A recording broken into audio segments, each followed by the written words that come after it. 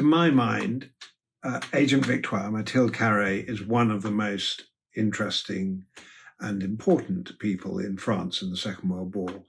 She ran a huge network without which we would have had no information. Our own spies said that inter alia, her network, was the only lifeline into occupied France.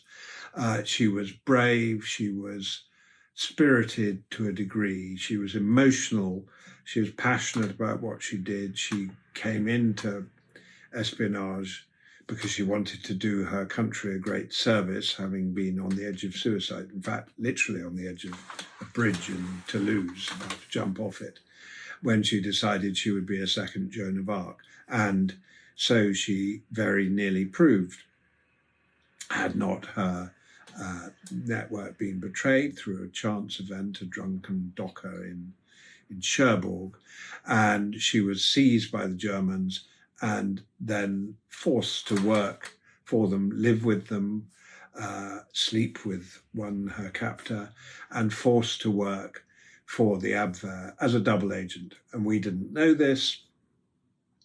We carried on receiving her vital information, but by now it was misinformation, until the point where a hero, the founder of the French resistance network, came on the scene, wanting to use her radio to get himself to London, rumbled her and turned her back again as a triple cross, almost unheard of.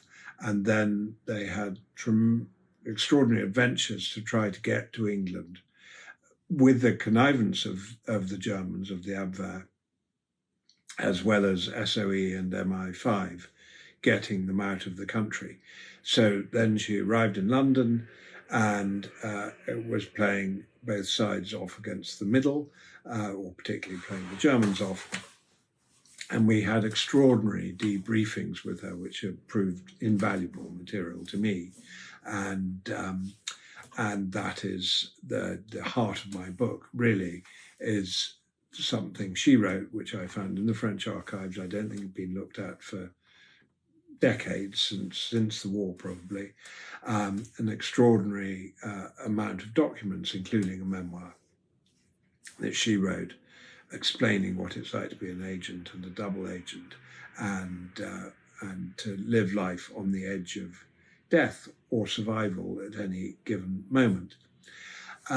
She is important because at the end of the war, she became a notable figure in the trials, the purge trials that happened at the end of the war.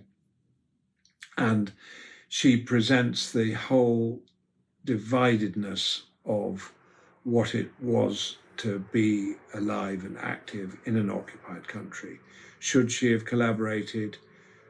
Was it better to have stuck to her principles and probably been killed? How far was she complicit in her work with the Germans, and how far was she actually resistant inside? She's an extraordinarily fascinating personality, and I think incredibly important for what she represents as a spy in wartime who is betrayed, and how she had to conduct herself, and how she was judged and is still judged today after the war.